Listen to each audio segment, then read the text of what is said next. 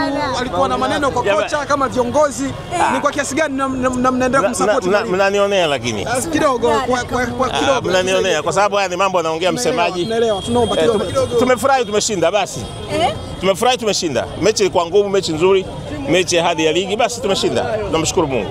Ushindani mkubwa. Ushindani mkubwa. Mkipata alama 3. Ya muhimu sana. Mechi ambayo umekuwa ni uwanja mgumu sana.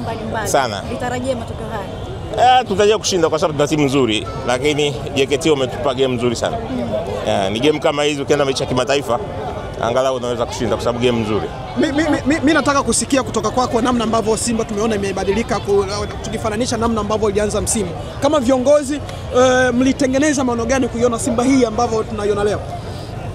Sisi kwa kweli tunamshukuru Mungu kwa sababu hatukupanga kubadilisha kocha. Kocha aliamua kuondoka mwenyewe. Tukabidi tafute kocha wa haraka. Ndio huyo bwana amekuja na fiti na falsafa ya Simba. Kwa hiyo na Simba wataendelea kufurahi. Na mimi naamini ndani ya miezi miwili mitatu tutakuwa na Simba bora zaidi ya hii. Mmeridhika na Simba hii kwa sababu inacheza vizuri, kile kitu bado hata kocha mwenyewe anajua bado. Na haya anazungumza kwamba timu bado. Lakini ushindi huu ambao umepata kwenye mechi za ligi, ushindi 100%, una maana gani kwenu kwenye mbio za ubingwa? Ubingwa mapema sana. Mapema sana. Hata ndio kwanza mechi ya 3. Huwezi kuzungumzia ubingwa. Bado sana. Lakini kuna namna mmeridhika na namna timu. Hatujaridhika bado, timu inatakiwa ijengwe iwe bora zaidi ya hii. Shukrani sana.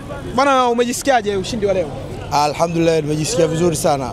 Kitu kizuri kwenye ligi ni pointi 3. Haijalishi unashinda goli ngapi. Kitu muhimu ni pointi 3. Ndio. Namna ambavyo timu imecheza leo, mechi ilikuwa ngumu.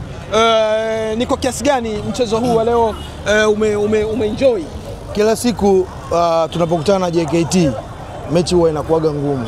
Kila siku tumecheza nao mechi 10, tumeshinda 9. Na uwanja huu misimu miwili nyuma tumeshinda goli 1-1, huwa siku zote anatupa game tough. Kitu kizuri umeiona Simba ya kipindi cha pili, ili sasa ile ndio unakuja kuona polisi katiwa yeye koloni na wenye nchi. Bwana, shukrani sana. Asante sana. Bwana Master Nanga.